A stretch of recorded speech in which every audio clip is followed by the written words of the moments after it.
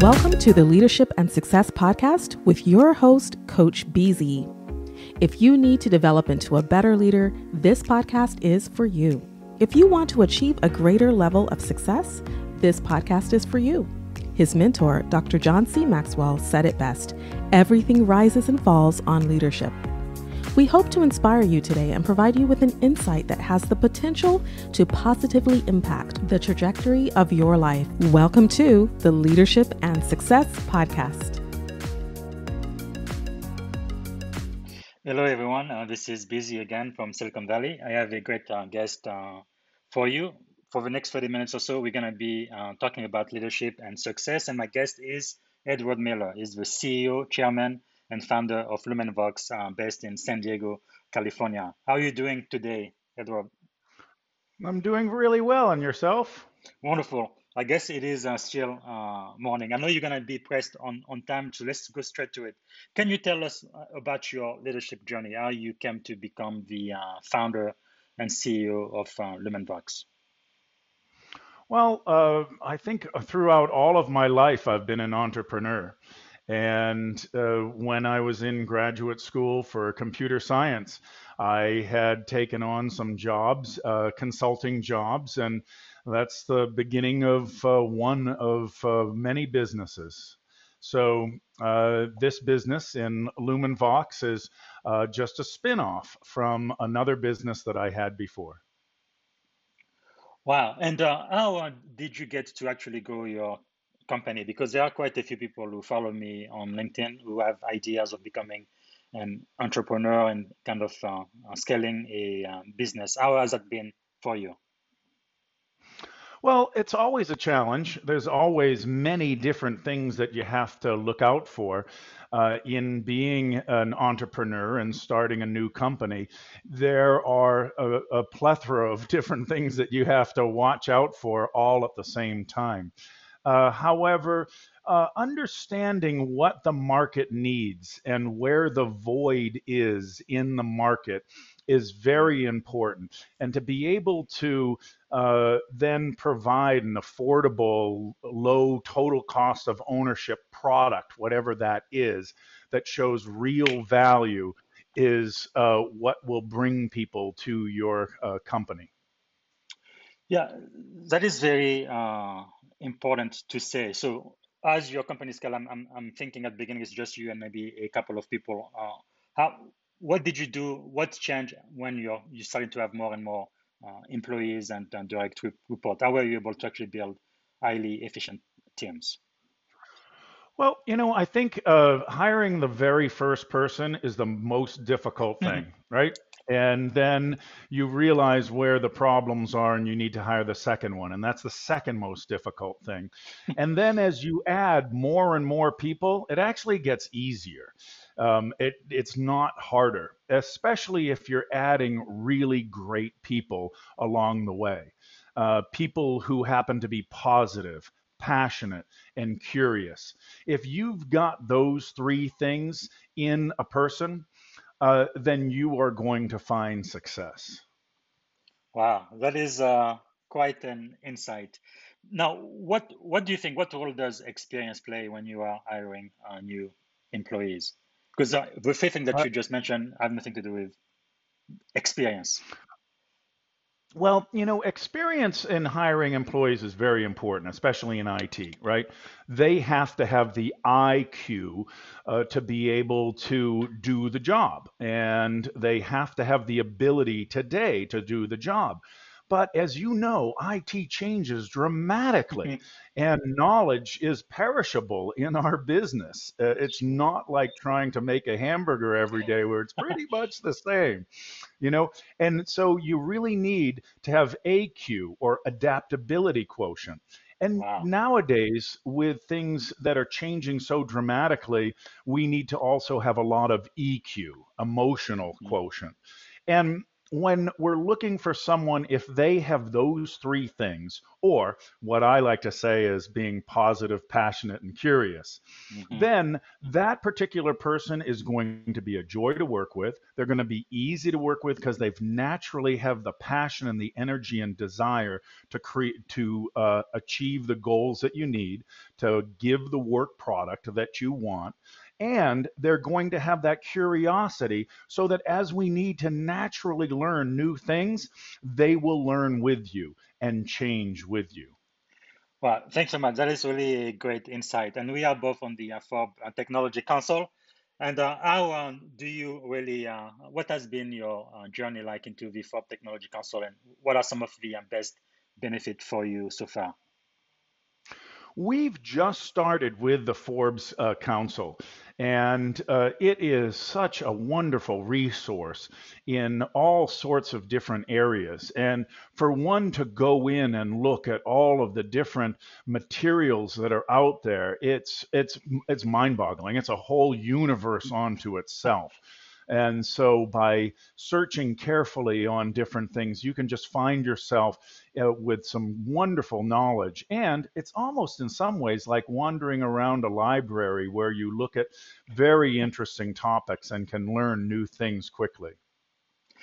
Before I get into my seven favorite question, one question I wanted to ask you is, looking at all of the success you've had so far, what advice would you have to the 20-year-old version of yourself when you kind of first started into this journey? Well, I think that it's the same as it's always been, but if I was going to tell someone something, it would be never give up. Mm. If you really believe in this, you must continue to keep the energy going. There's going to be a lot of low spots, but those low spots are where you learn.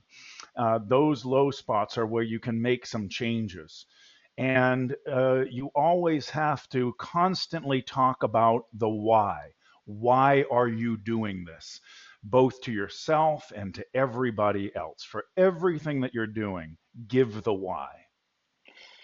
Great. That ties in very nicely with the very first question. So, what is the greatest lesson you have learned so far?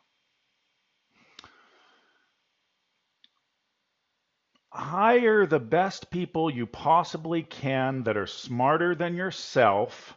Mm. Give good direction and, of course, the why you are doing it.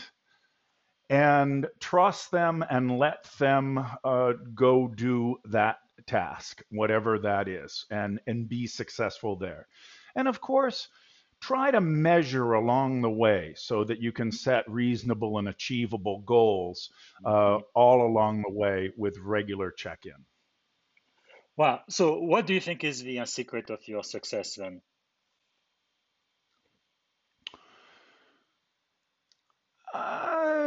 Probably all those things that I just said, right? Because I personally myself am a positive, passionate, and curious guy. So Yes. I guess I just want to have other people that are like me because it's fun. I mean, I'm having fun. There's lots of challenges, no doubt. Um, yeah.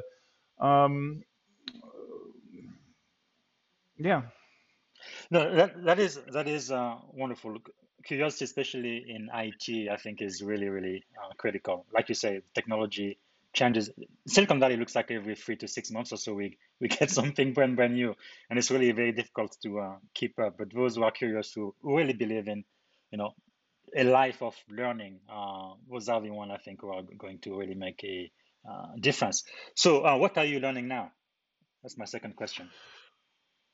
The biggest thing I think that we're learning right now is ways for us to bring all forms of voice communication Mm. and the meta understanding behind that.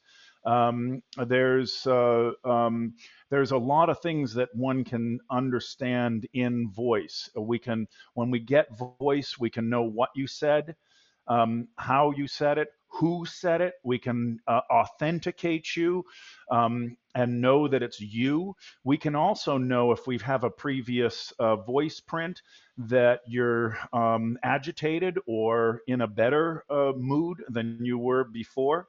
We can certainly tell all sorts of new things with our new API.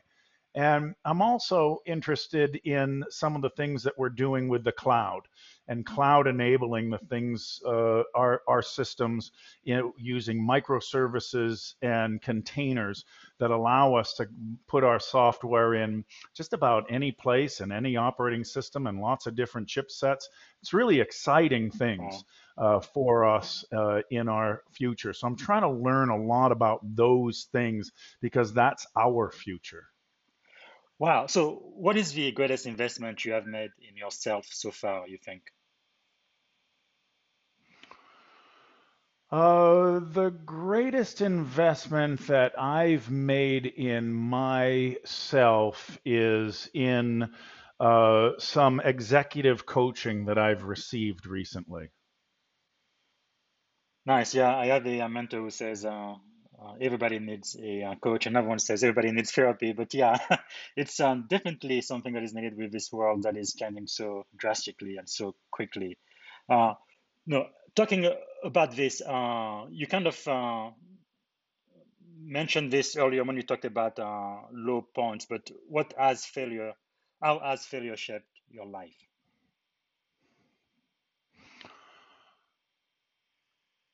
Oh, there's been some high notes and there's been very low notes. When you are in your kind of failure mode, you need to find all those points of gratefulness because gratefulness is really pretty much your only path to happiness. So when you are at that low spot, you really have to think of all the things that you're grateful for around you, and then focus on those. The other thing is from the low points, I think, you want to find those low points quickly. You've heard, I'm sure someone on your podcast has said, fail fast, Hmm. right? I mean, that is a very critical thing to find that low point fast. Because once you do, you realize that's a path you can't take. And you learn within it. When you fail, yeah, I have no problem with anybody failing, anybody finding a low point. Do it fast, but then ask yourself, what did I learn? And never try to fail without then asking that question and coming up with a decent answer. And then failures are no longer a failure because then they are a point of instruction. Wow, I really love what you say. Gratefulness is your only path to happiness. I know last year I lost my mother and somebody challenged me to a 21 days grateful challenge and really saved my life. I was at such a low point and it really lifted my spirit. And now I pretty much do it every single year. Wow, this is awesome. So for question number 4, who do you know that we should know? What are some of your mentors or thought leaders you are following now? Oh, I read so much from so many people. Are you asking for specific people? Yes. Anyone that's interesting that you feel like my audience would be glad to get to know or maybe read their books or work or someone who's Well, influenced you. yeah, I mean, in terms of books, there's a book called Factfulness. I'm sure some of your listeners have heard of that book. It's a very popular book. It's by Hans Rowling, and it talks about how the world is really a great place, and he mathematically proves how great life is and how great Wow. humans are along with there's a guy named Ray Kurzweil. He assisted in making the synthesizer. You probably saw some of those Kurzweil keyboards up on stages and other things. He's invented thousands of different things, and I saw him up on stage one time, and he talked Wow. about the incredible power of the human, how we're able to figure our ways out of so many things and be innovative in so many ways. And that life really does get better and better. But of course, the book Factfulness by Hans Rosling has proven that in the book. So it's a nice way to find a bit of gratefulness on the earth here. Wow, that is fantastic. I love that. I've never read this book. I've probably read about 2,000 books by now. I will definitely add it to my list of books to read. It's really amazing how when you are positive, you can really find a way out of a situation most people say is just impossible, right? I think it was Nelson Mandela who said, "No, it's impossible until it is done." So, really surrounding yourself with good, positive people really does make a big difference. I think. So, what have you done that we should do? What is one action you have taken that has positively impacted your life? One action that has positively influenced my life recently, or is this just something in general? Just in general, but recently is fine too. Oh, recently. Um, well, I've always read, I've always learned, just like you, with thousands of books and thousands of articles. But I think that also, in order to pull all of that together, I think having a great health regimen is really Mm, important too. And just getting out and walking or running or biking or yes. doing something just to move, and that gets everything flowing. It allows you to be able to rid yourself of any angst and get on with a beautiful day of learning. Well, that is so great. Quite a few of my guests end up talking about health and fitness and emotional health as well. I feel like when you are young, you really focus on success and sometimes almost to the detriment of your health, right? And fitness is just one of those things that's just so very important, but it's not urgent, right? I know for me, part of the reason why I stayed fit is because I joined the US Navy. They didn't give me a choice. It's like you're gonna be healthy, right? Spirit, mind, and body, whether you like it or not. I remember I couldn't even, run a mile and a half when I first joined. I thought I was gonna die or something. But with practice, I got much better at it. Can you tell us a little bit more about like the benefit of really health when you are a leader and you have a mission? Yes, you have to work hard, but how it's important to also really focus on your well-being, especially after what we've gone through with this pandemic. Yeah, you dropped out a little bit there, but you were talking about the health. I had a dropout in the link. Yes, so the importance of a leader to take care of his of or her health while pursuing the mission of the organization. Oh my gosh, I just dropped out again here. I'm sorry about that. Oh, let's see. Can you hear me better now?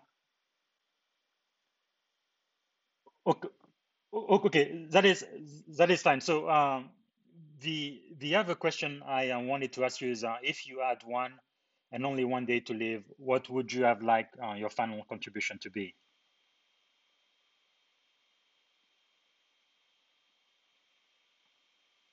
If I was single, then I think what I would do is figure out how to give every single thing that I have materially to things and places and people and organizations that would do the best with those things and give them maybe a sentence or two as I gave it to them.